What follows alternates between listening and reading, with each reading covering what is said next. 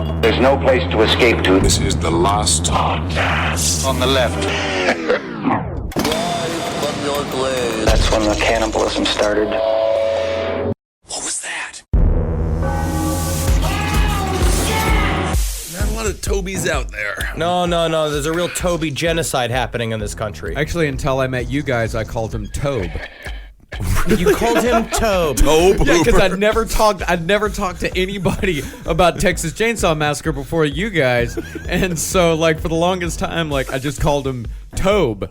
Because Toby is supposed to have a Y. Do you think that he was a man born in a potato barrel? that he was a man born with his feet fused together? That's absolutely amazing. Are we good to start this show? We are. All right, everyone. Welcome to the last podcast on the left. I'm Ben Kissel. I'm staring at Marcus Parks. Hi, Ben. Great John Carpenter Halloween shirt, Marcus. Thank you very much. And beautiful sunny Los Angeles, Henry Zabrowski. Yes, I'm now in what is now called the Goblin's downstairs nest, which is Jackie's room, which is the studio, the last podcast annex on the West Coast. But we have a roof access that's now Jackie's Goblin's nest, where she sits there, and now there's a loose sort of like circle of cigarette butts, roughly in the shape of Jackie, on the like right by the chair that she sits. Oh my goodness! Of course, Jackie Zabrowski from Page 7 and the Round Table of Gentlemen, right here on the LPN Network. Speaking of Jackie Zabrowski, today's episode is female-themed. It's all about Black Widows. Now, there's a lot of anger out there right now. A lot of rage. Right? There's a lot of rage. There's a lot of, you know what? And it's ladies' time. It's ladies' night. Time to go out there. You gotta run. We gotta run these pieces of shit out of every job that they have, right? We gotta go chase them down. And what better to celebrate all of this than women slowly killing their husbands, and sometimes very quickly killing their husbands. Technically, HLN has made their entire network about Black Widows. Basically, it's all forensic files, which is just like, here, have some Gatorade. In no way is it. What's the name of that beautiful tasting thing that you put in cars? What do you the beautiful tasting thing that you sweet put? Antifreeze. Antifreeze. For some reason, they made antifreeze like taste amazing, and I don't know why they decided to do that. I'll tell you why. It was a very curious mechanic. It was like, oh, you know what we got to do is just like, what's nice is that it also makes a nice breakfast juice. But it's very straight. ID Channel has been teaching women how to kill men for a really long time, and I think it's about time. Start taking these lessons literally. This is good for you. This is teaching you. This is a reach out. All right. Well, the Black Widow subset of serial killers falls mostly under the hedonist comfort killer category. These women kill mostly for profit, usually a sizable life insurance policy, although some admit to getting off on it just a little bit. When you say sizable life insurance policy, sometimes it'll be like, and Betty Lou came back with $8,000. Oftentimes it is not the most sizable, but it just shows how much that husband was worth to her. Exactly. She's like, I'd rather have the $8,000, and the moist that women get from this is more of a do.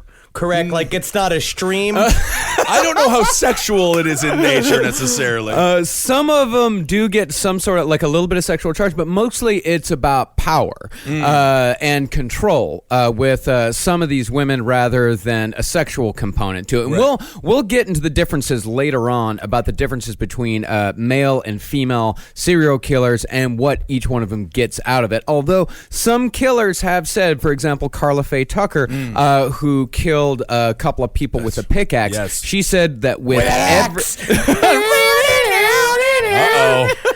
fucking so she sweet. said with every fall of the pickaxe, she had a teeny little orgasm. That's right. We covered that case extensively here on the show, so go back and listen to those episodes. Brutal stuff. Oh, yeah, on the episode titled With an Axe.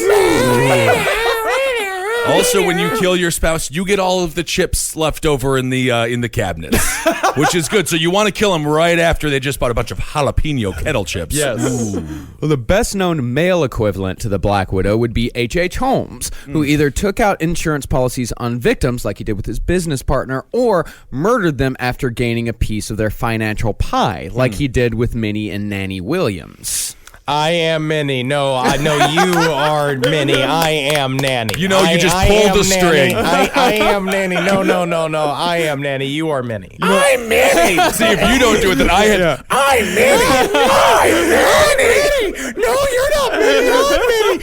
You're Nanny. He did it. He did it. Well, Black Widows are unique in that they are one of the few victim-specific categories of serial killers. They are even more unique in that they actually know their victims personally, their spouses, lovers, acquaintances, and children, whereas male serial killers, it's strangers. And it shows that the crimes are still about men. Isn't it like fucked up? The crime is it's still been put in the context of it's still just about the dudes and not about the women just murdering for money. Well, it's not necessarily about the dudes. A lot of them kill children. They kill their own children. Right.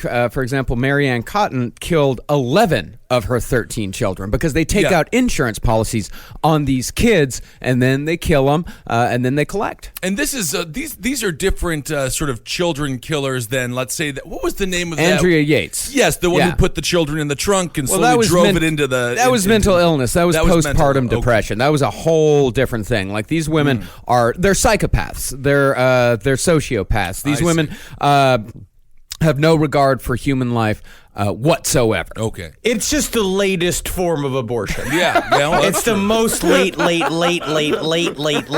term abortion that can possibly be. Yeah, I don't want to be controversial, but I'm against it. I'm against it. I'm against it. Also, they're just doing the NWO's job.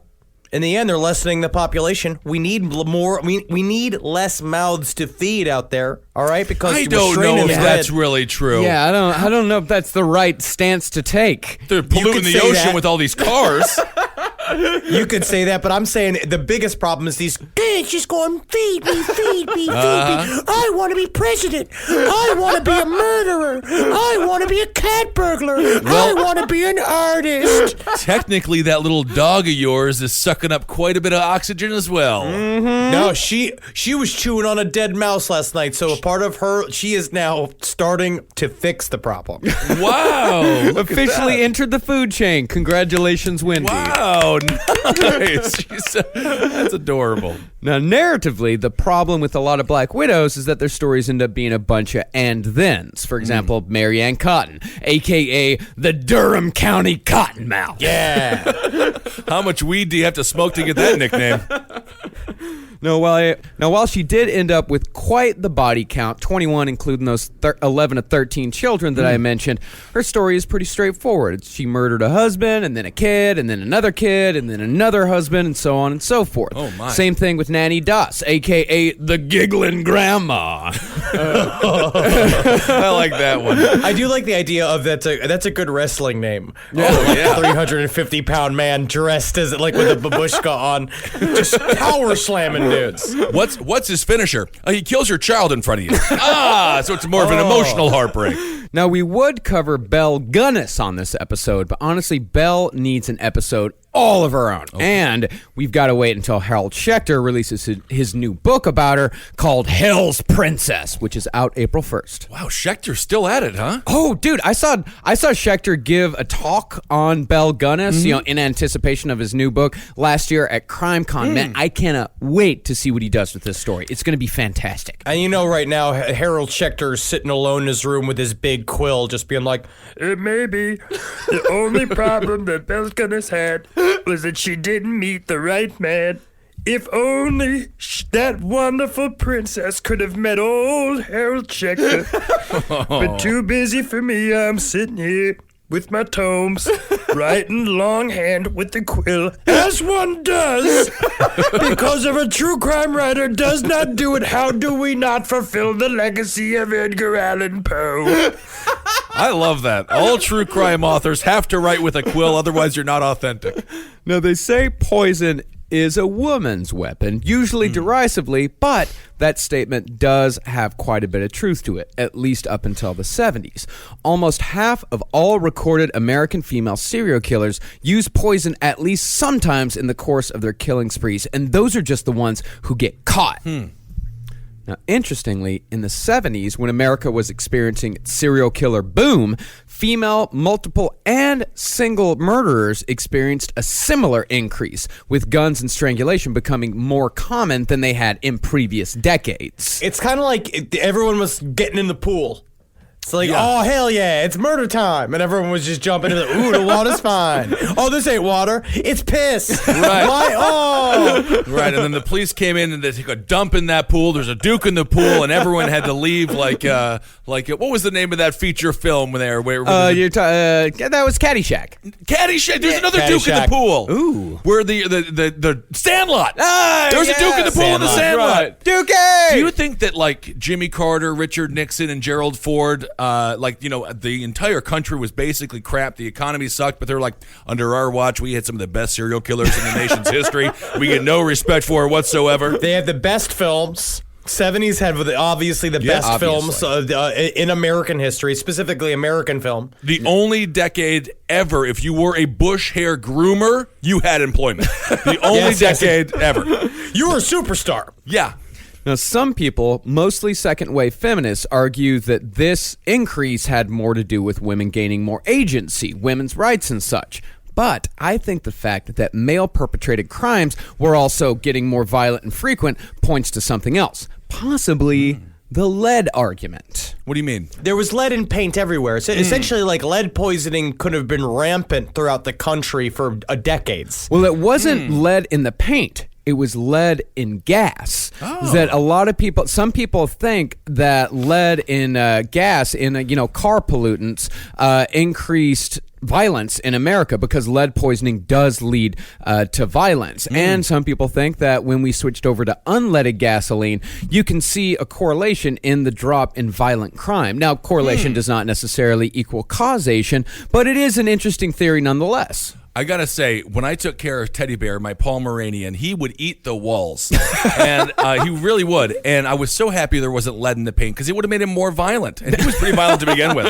Oh yeah, wasn't that the dog that broke my skin when it bit me? That was Gidget. Oh, the Chihuahua! Watch out! I'm a New Yorker or whatever. New York Stories. If you want to see Gidget, she was cute. Well, let's get back to Black Widows. Usually, the only thing that trips up a Black Widow is the sheer amount of bodies that pile up around him. For an example of that, let's take a look at Tilly Klimek, a.k.a. the Polish Prognosticator. And I am saying this, Marcus made an incredible name for Tilly, and my father, I am pretty certain, called himself the Polish Prognosticator. Really? Like, I am pretty certain. Yeah, I will have to admit, besides the giggling grandma, I made up all the names, all the AKAs in this episode. You've done a great job. If this show fails, you can go work with the WWE. You'll make the greatest characters of all time. Tilly Klimek was a squat Polish immigrant living in Chicago who had a penchant for the paranormal. In 1911, she started predicting the deaths of neighborhood dogs, saying that she had dreamed of their deaths. Sure. Come closer, little man. Good morning. I never see you in the morning. You never get up. I had dream last night. Yeah. Oh, you tried to walk away? Yeah. Because you say people who describe dream are boring people, huh? You gotta go to work. Oh, you got to go to work. Oh, I keep a story very short. All right, just gonna. I had a dream. Oh, you beautiful doggy. What's the doggy's name? Ralphie. I had a dream last night. I shot it in the fucking head. You did. Okay, is that the story? Is it the bad? Yes, have a good day at work. All right. Well, another great run-in with the Polish Prognosticator. Well, sure enough, after Tilly laid each claim, whatever dog happened to be bothering her at the moment would die soon after the prediction. And this was the perfect foundation for Tilly's later crimes, as it was, of course, Tilly herself who was poisoning the dogs. Oh, man. And that's the greatest way to make sure that all of your predictions come true. Right. Is that you do them. Yep. That's it. Now, after 3 years of establishing her reputation as a foreseer of death, Tilly predicted the death of her husband of 29 years, a man named John Mitzkowitz. I mean, at some point, if you're the police in this situation, you'll be like, well, either Tilly is a psychic Or maybe she's the killer. No, she's a psychic. Just wait, Ben. 3 weeks after she made that prediction, John dropped dead of quote-unquote heart problems until he collected a sizable insurance policy. There's no motive for any crime here, none at all. Have you seen my new babushka? So many emeralds in the shape of the Polish eagle. The most wonderful, beautiful creature that ever forgot the recipe for ice. I put it on the head. I have new work slippers, a new work apron, new work top shirt. Well, Sergeant, we interviewed Tilly Klimek, yes, the Polish prognosticator. First of all, she's 100% innocent, and second of all, funny jokes. She is funny, jokes. So we got to let her free. Well, after John's funeral, Tilly visited a matchmaker service specializing in Polish gentlemen. And Oh, my God. It's worse than, like, farmers only. And after she visited the matchmaker service, she picked up another husband named Joseph Ruskowski. He only lasted 3 months before Tilly once again declared death was coming for poor old Joe. Tilly, actually, I feel fine. Tilly, I don't know if you remember when you met me, I was named Healthiest Polish Gentleman of the Month by Polish Gentleman magazine. Which means you can lift the whole keg out of a stream. That's all it means. Sure enough, death came for Joe, and Tilly collected another life insurance payout. And after Joe Ruskowski was Joe Guzkowski, who was in and out just as fast as Ruskowski. I mean, the Polish didn't exactly go far with the names. They kind of kept it all in the same family. No, we did not. This is how you know somebody's Polish. Yes. All right, this is how you know that they're Polish. And almost immediately after that came Frank Kubchis. Frank Kupczysk. I think it's Kupczysk. Kubchisk? And he is the saddest part about this is that the most Polish thing of it all is that none of them learned from the mistakes. No. From the previous husbands. None of them did any reading. They just jumped right in. I'm going to make it 4 months with her. That's what I'm going to do. That last guy only made it 3 months. Well, Frank lasted 4 years. Wow. But that might be because Tilly was getting her kicks in other ways. Neighbors who had problems with Tilly got seriously ill after eating candy made by Tilly by way of reconciliation. Apology Everybody candy. come around to Tilly's house and give out candy to all the children. Here, Bobsha. Kiss course, put it in your fucking hole. Put it in your Yeah, house. it's not Halloween or anything. It's I have some. I give. You see, new babushka. It's got the solid rock of the capital of Poland at the very bit. The capital of Poland is just one big rock. Tilly, I got to say, the last time I had your candy, I got sick. I don't know what happened. You will die soon. I guess. Well, yeah, other neighbors actually died, and relatives of Tilly's dropped dead from mysterious illnesses, which usually resulted in a will payout for Tilly. And then finally, in 1921, Tilly decided it was Frank's time to go. She predicted he would die within 2 weeks, but this time she decided she'd have a little fun with it. Uh-oh. Every morning when Frank woke up, Tilly would be right there beside him, mocking him, telling him things like, You'll be dying soon. "That's true." She'd say, like, "Your time is almost here." Honestly, I would marry her, though. I would stay with her for, like, as long as I was alive. Oh, yeah, and then she started knitting her mourning hat for Frank's funeral in his presence. In the Polish community, there are many different types of hats. There's a mourning hat for mourning at a funeral. There's a mourning hat for the time of day, for the morning. There's a lunch hat. There's a going to an amusement park hat. And there is a going to court to get your children back hat. Yeah, but the strange thing is, no shoes. No shoes. No shoes. No shoes.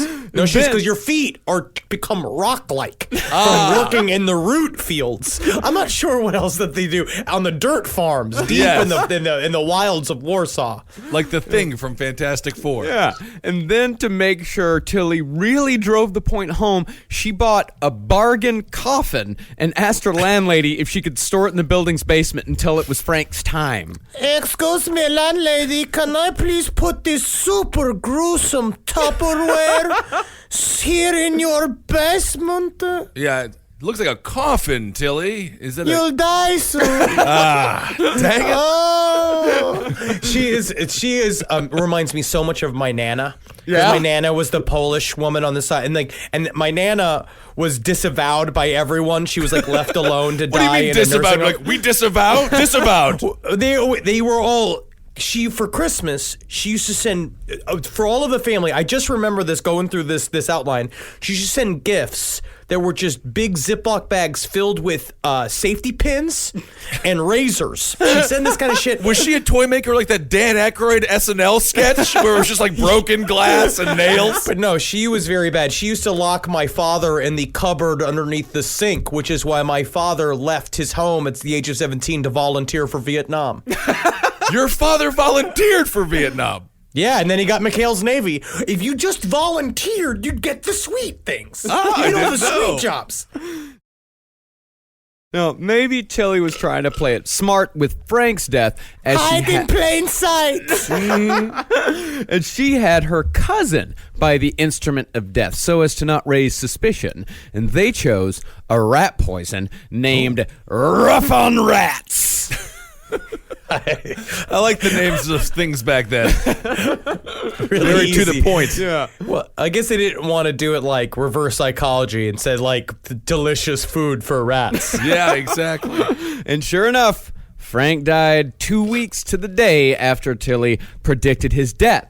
But even after this, she still got another husband. Wow. So that we're on to 4 now. And we're on number 4. And So thi- she's killed 3 husbands so far. Yep, and multiple neighbors and relatives. And dogs. And many dogs. Oh my goodness. Well, this last husband was named Joseph Klimek, again meeting him through the Polish gentleman matchmaking service, who somehow had not gotten wise to the fact that Tilly was on her 4th go-round in as many years. They're Polish. She is the number 1 client for this matchmaking company. She really is. She's the only one who keeps coming back because Polish Gentleman Dating Services also specializes in the longest happy trails that you can get in any. It's like any treasure trail that slowly turns into a bramble patch above your prune yard, which is what I call my balls. My prune yard. You call your balls the prune yard.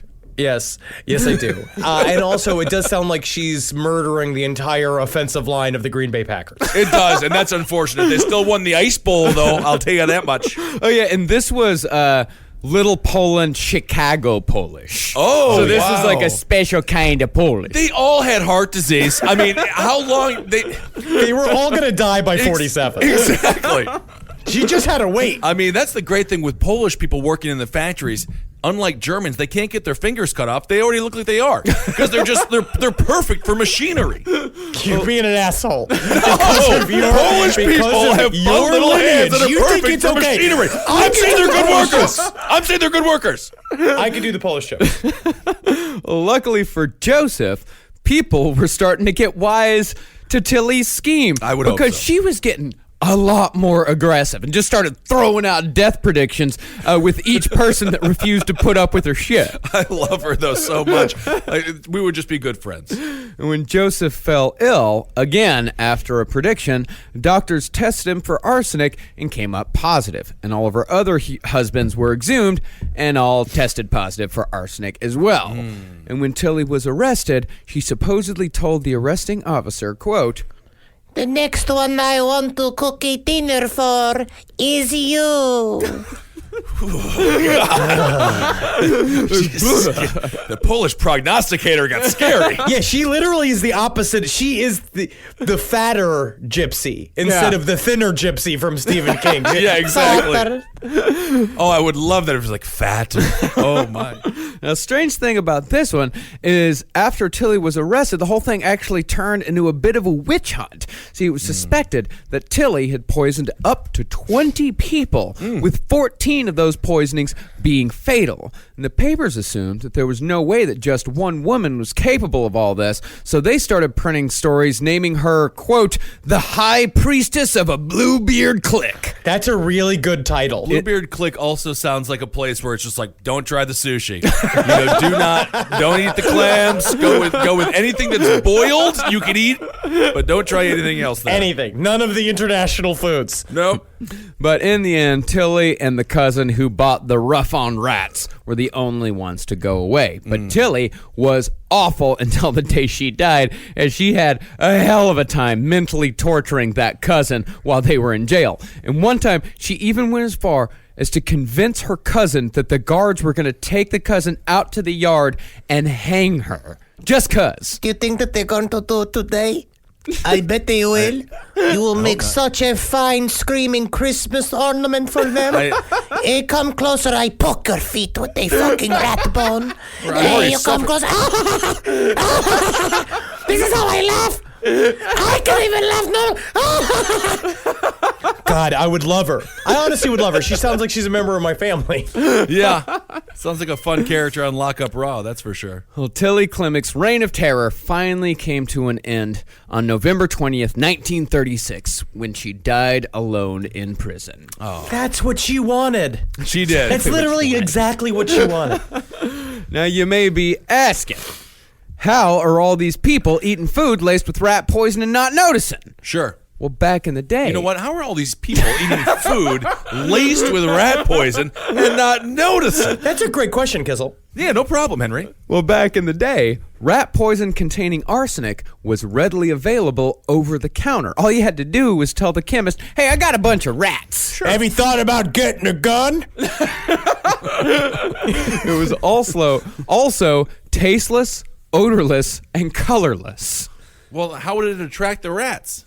You just put it on stuff that rats like to eat. Oh, I see. Yeah, because they thought that if the rats smelled something funny, then the rats weren't going to eat it. Ah, sure. Mm-hmm. Yeah, but rats don't give a shit. They'll eat human flesh. They'll eat shit out of a used baby diaper. They don't give a shit. They do not care. Oh, and arsenic poisoning is not a pleasant death. The victim violently convulses, and the vomit and feces are damn near endless. You know when it gets going. 'Cause I've just been sick on my own. I shit 4 times a day, and I'm healthy. Well, however, a lot of the time, it was hard to tell arsenic poisoning from the regular run-of-the-mill horrific late 19th, early 20th century diseases. People were dying from horrible shit. They didn't know what was going on all the time. Sure. It's like Ripper's fever and hook foot. You get like weird ass diseases where it's just like, I've got boil hands, drop butt. It's never good. Well, part of that also had to do with some of the absolute dumb shit ways doctors would test for arsenic poisoning. It got better over the years, but in the beginning, they'd do shit like cut out a piece of the stomach and throw it on a fire. And if the cooking organ smelled like garlic, then it was declared that arsenic poisoning was the cause of death. And they just like throw it in and be like, yep, garlic definitely poison. Oh, wait a second. No. We cooked a bunch of garlic on here earlier. We were doing a French cooking class. We need to we need a forensic fire and a forensic stove and then a normal cooking stove, okay? Someone's cooking their lunch right by the burning flesh. Yeah, and if it didn't smell like garlic, then that was all the proof they needed and the accused was set free. Hey, all right, there we go. Now let's take a look at another Black Widow whose loose tongue led her to prison. Ooh, I just like to see a movie about a Black Widow with a loose tongue. Uh-oh. But then it goes from crime and drama to pornography.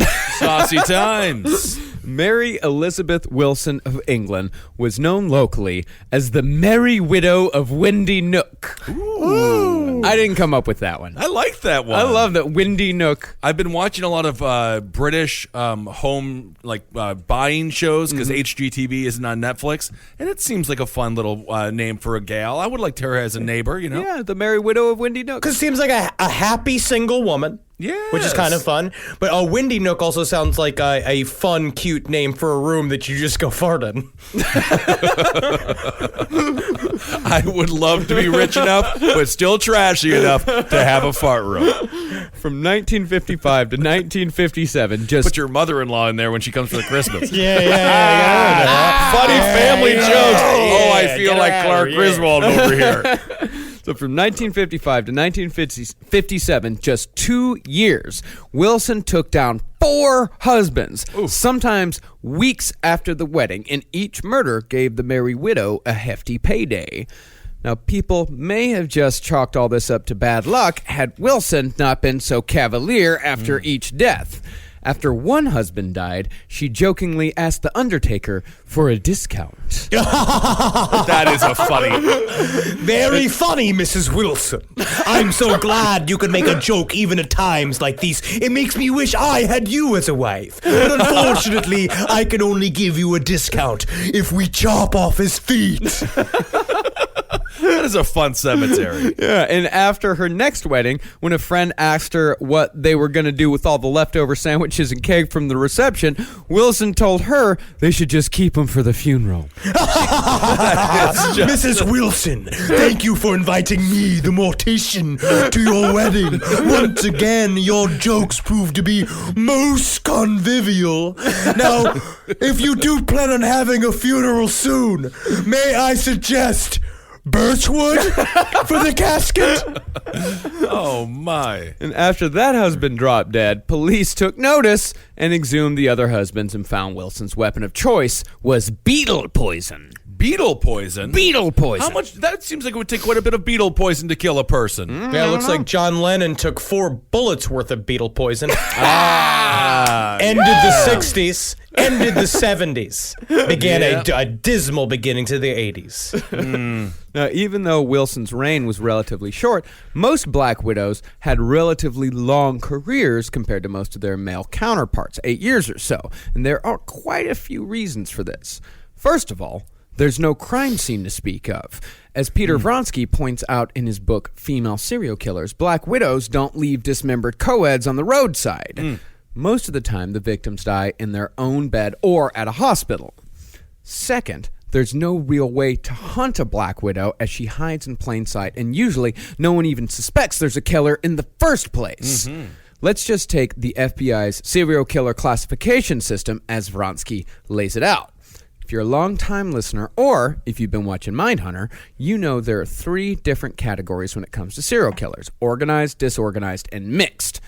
Organized, they're the pickers and stalkers. They're intelligent, social, and controlled until the berserker mode kicks in. Gacy, he's probably the best-known example of the organized serial killer. Him, and I would put BTK. For me, very much BTK is so. the top of the pyramid for organized killers, where he is the one, he stalked them for days. He would have long, protracted fantasies. A part of it was the hunt. That's what you were mostly excited for. I would actually put a lot of times black widows in this category, because a lot of times it's because they are a lot of times doing it for revenge or money, and then you basically get to stare at your victim. You literally get to sadly make love to your victim, even though a lot of times you're not having fun. Right. So the opposite of an organized serial killer would be Richard Chase. Yes. For example. Yeah. Yes, yeah, and those are the disorganized killers. Those are the dumb ones, the spur-of-the-moment type guys. These are your Henry Lee Lucases, your Gary Ridgways. These are your wrong place, wrong time murderers who usually leave the bodies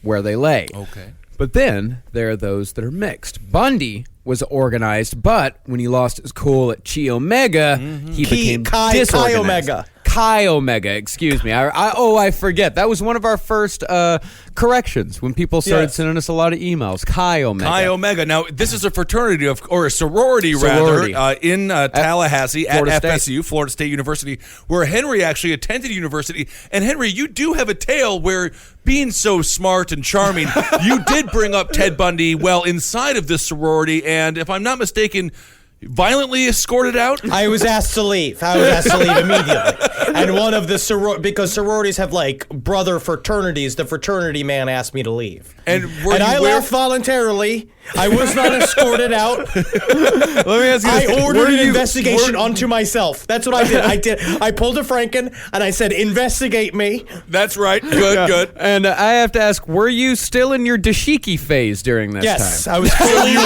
So you were, and you were about 3 300, 350? 300 pounds. I was deeply Yeah. into my Afrocentric phase, which is a bad move. Never do that. Never have one of those faces. No pictures exist from that face because I had my a head. I wore this like head wrap. It's like a knit cap because my hair was past my shoulders.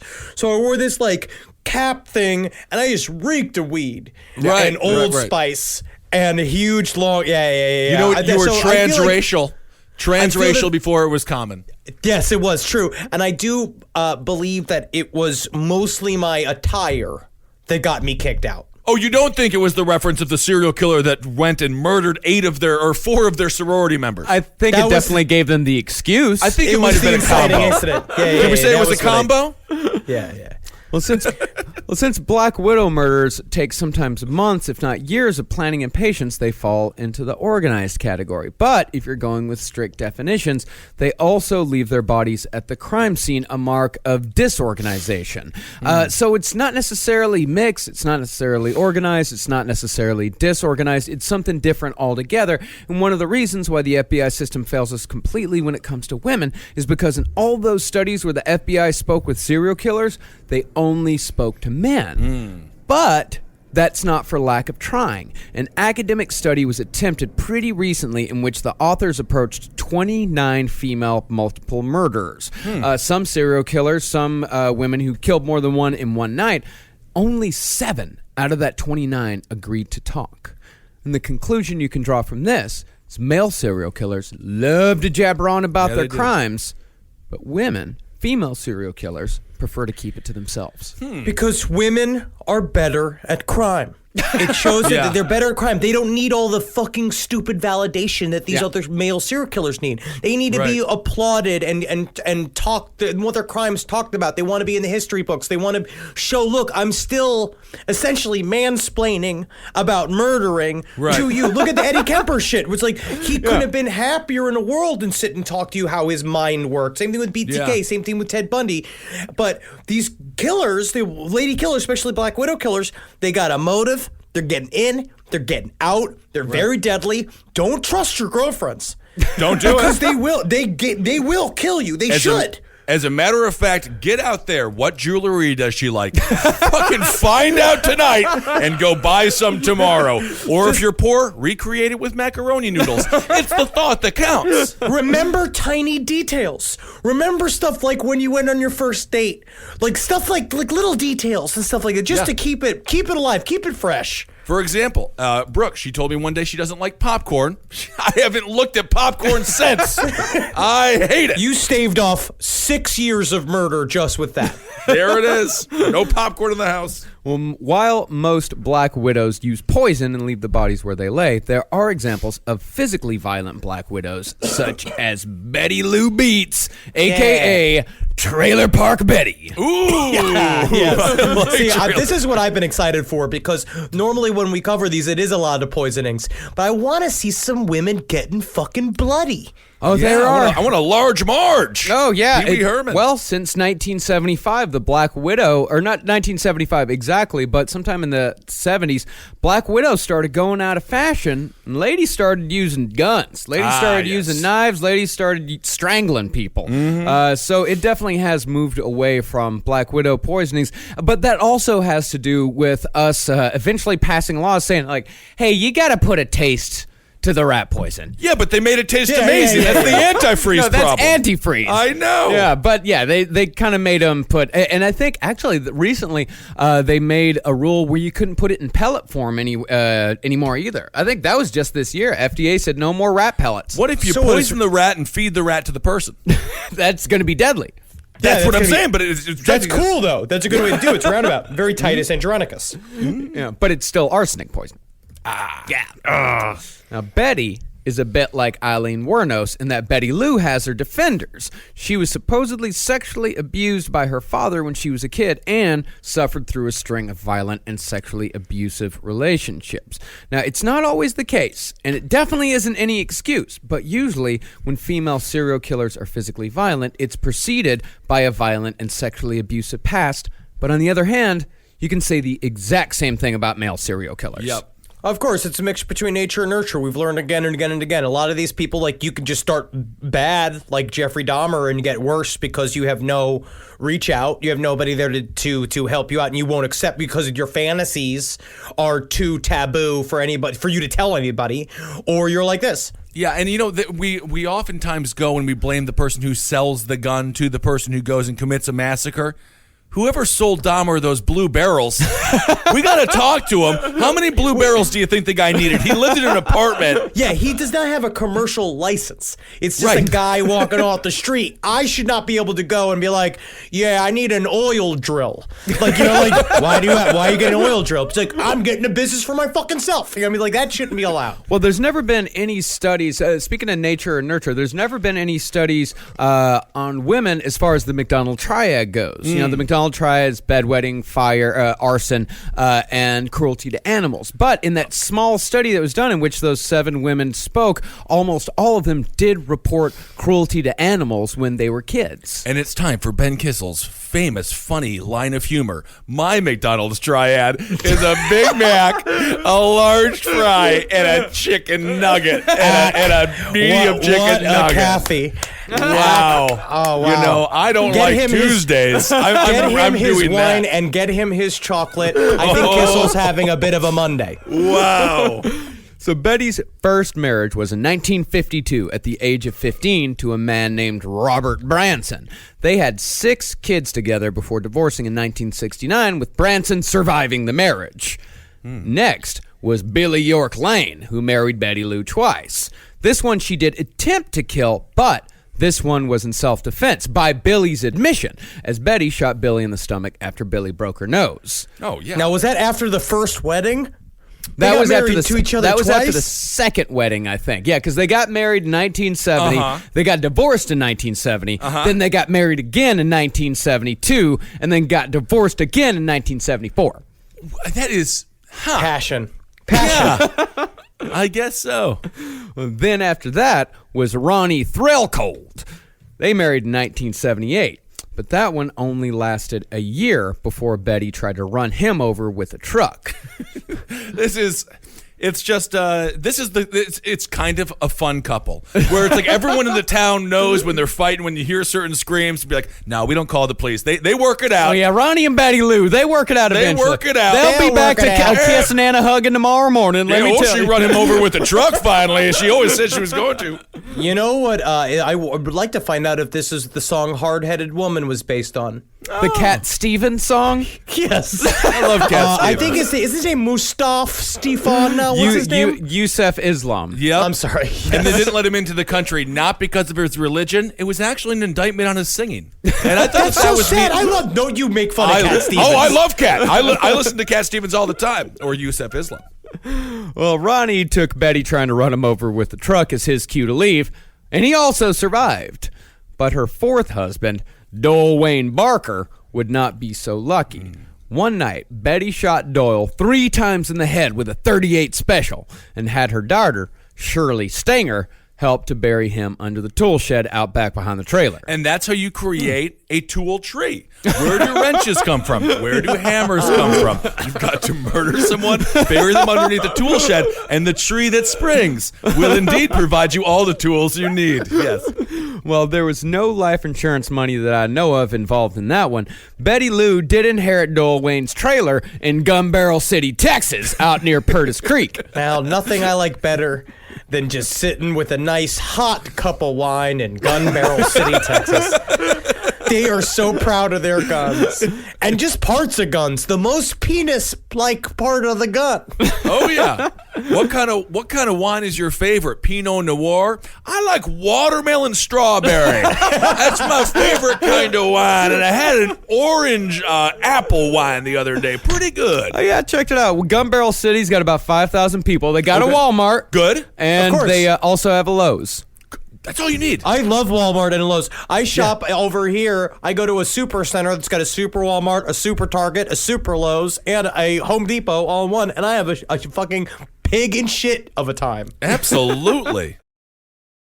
So in 1982, Betty would marry her second and final victim, Jimmy Don Beats. Uh-oh. One night, after only a year of marriage, Betty told her son, Robert Branson Jr., to leave the house because Betty planned to put a bullet in Jimmy Don's brain. That's all because Jimmy Don always had a song being like, whether it's out on the streets or up on my feet, ain't nobody likes to fuck like Jimmy Don Beats.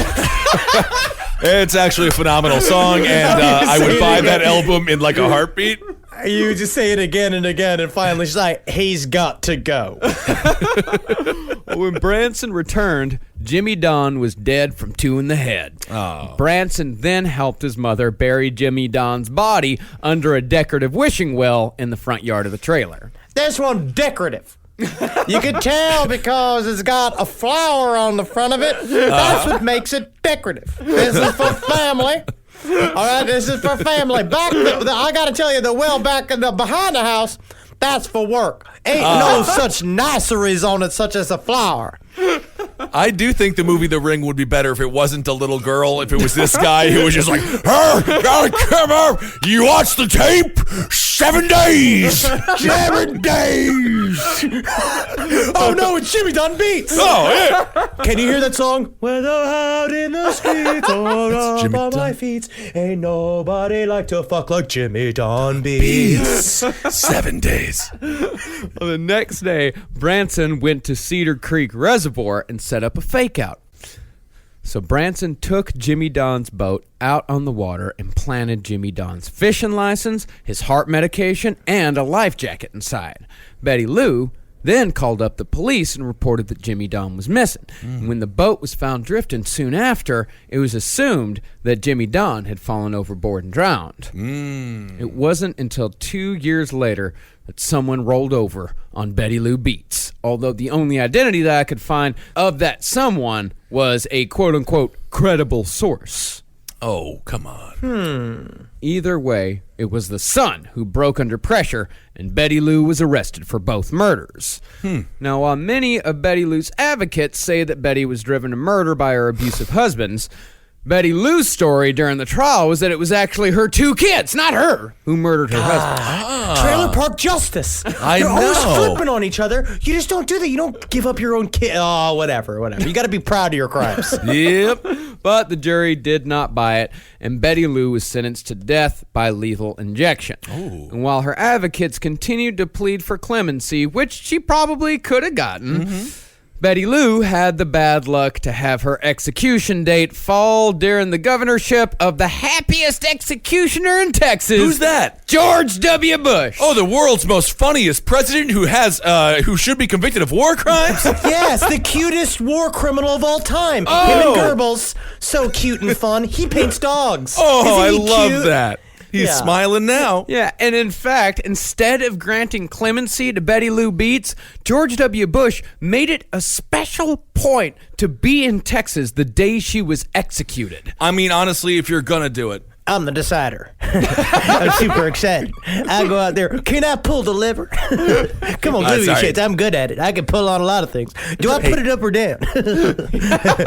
Hey, Governor, just come here. Are you drinking again, sir? Yeah, absolutely. Why wouldn't I be? all right. I'm Just 'cause you're drunk. I decided to drink alcohol this morning. Also, what I decided to do was give us a forever war, but you'll see that in about 10 years.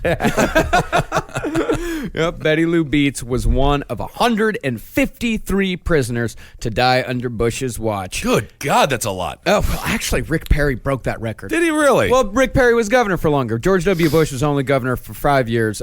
Rick Perry was governor for 16... 153 15. in 5 years. 5 years, yeah. Ooh, we got to do an episode on those serial killers. Well, we've mentioned this before, but it does bear repeating.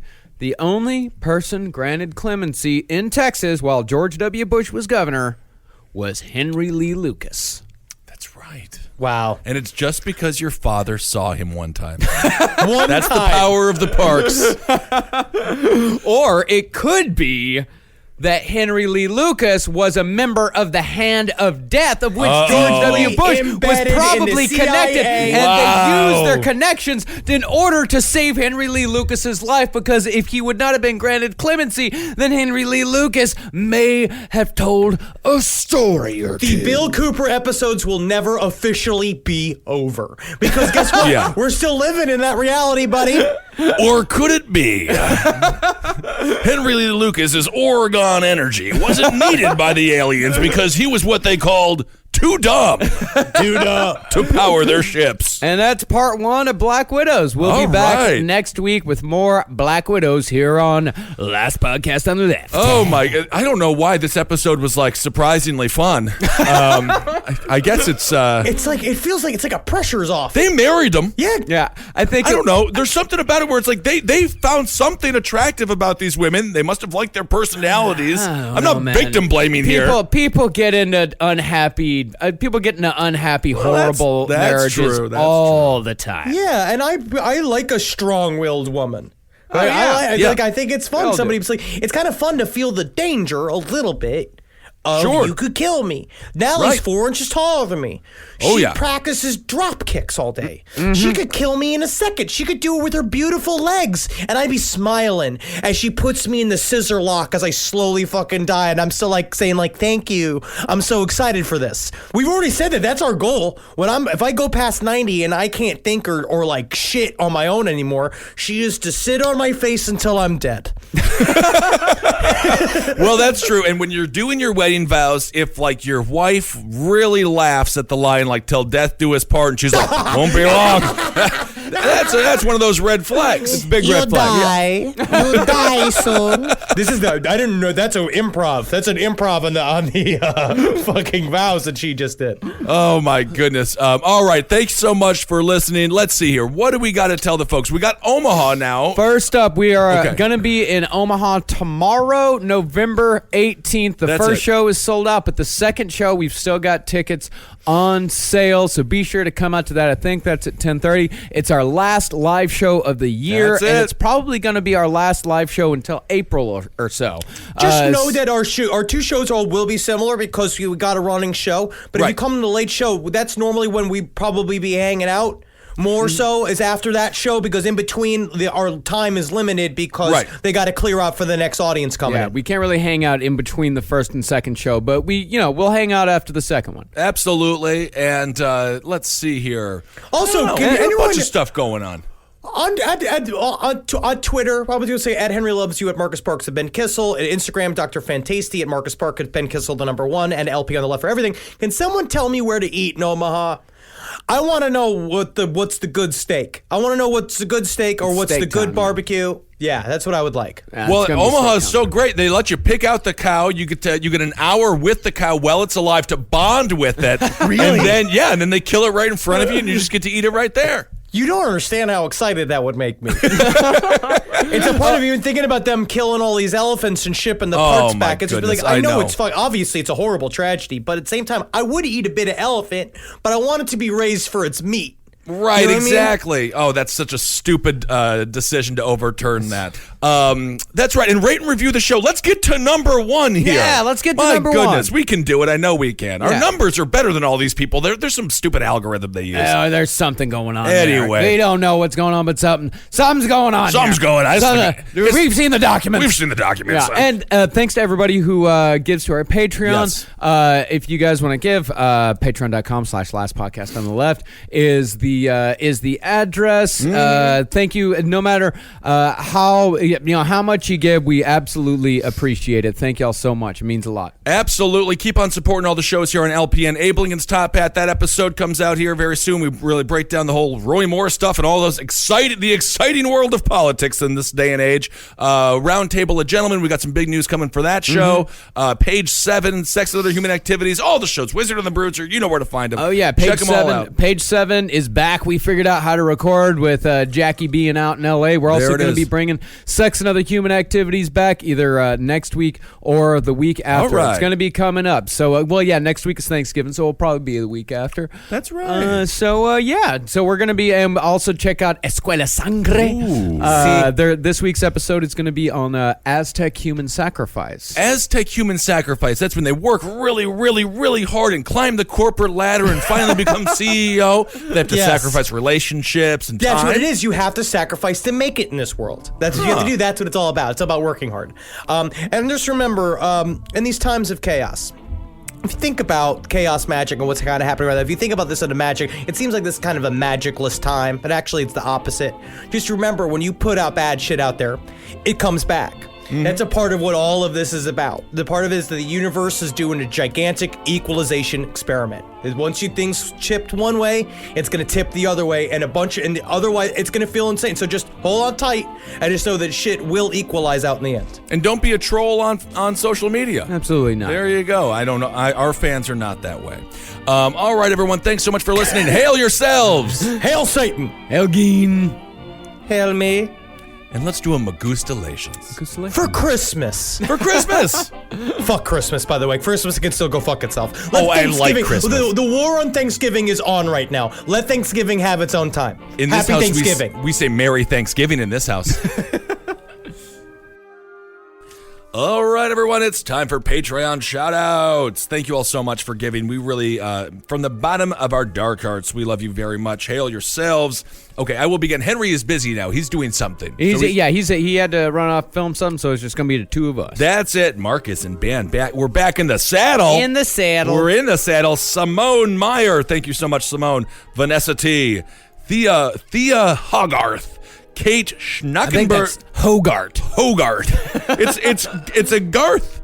It's an H there. I think is it a Hogarth? That's Hogarth. Okay, Thea Hogarth, Kate Schnackenberg, Samantha Mulata, Chris Franks, Bridget Blight Zerker, Kirsten Hasserot, Jasmine Gutierrez. Gutierrez. Ooh. Mitch Jackson. I can say Mitch Jackson all day long. Thomas Saltman, Samantha Mulata, Alexandra Alani, Willa Fry, Sasha Fusco, Kurt Bruckner, Sarah Trapido, Vladimir Kutin. Interesting. Collusion. Jonathan Sassar, Steph Magari, Rebecca Irk, Rachel Proctor, Daniel Chipley, Eli August, Jennifer McCoy, Angela Noden, Madison Kriske, Dan Eggers, Kendall Rowley or Raleigh, Savannah Fairchild, Leland Sparks, Neely Faulkner, Rihanna Watson, Anthony LaRose V. Anthony LaRose, maybe the fifth? Anthony LaRose the fifth. Stephen Atkins, Christina Fiore, Fiore? Christina Fiore, Lena Green, Don Booth, Susie Lou, Jesse Hacker, Rhea Lyons, Christina oh my God, Palajuli, Plaiugli, Palajuli. Okay. Joan Glacken, Rebecca Frost, Desmond Zentua, Nicole Brigatti, Alana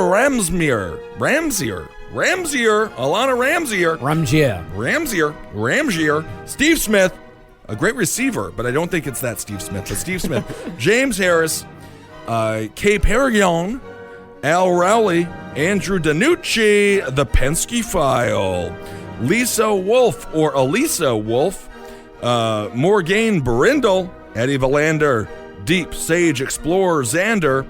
Well, this is just someone's email address, so I'm just going to say Christina Taylor, Emma Rosington, and Annie Miller. Thank you all so much. Hail yourselves. We got Lindsay French, Catherine Murray, Rebecca Crockett, Dylan Enright, Tim Frazier, Bridget Manners, Grimace Reigns, Chris Birch, Ryan Chesley, Megan Rolla, Sarah Martin, Ryan Lawrence, Dog Juice, Jessica Nordenson, Gru, The Grotters, Felipe Sobrero, Katie Hodgden.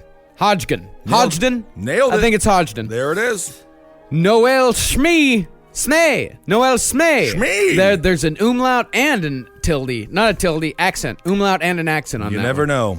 Trey Oaks. Brianna Hay. Uh-oh. Dalton Rizzer.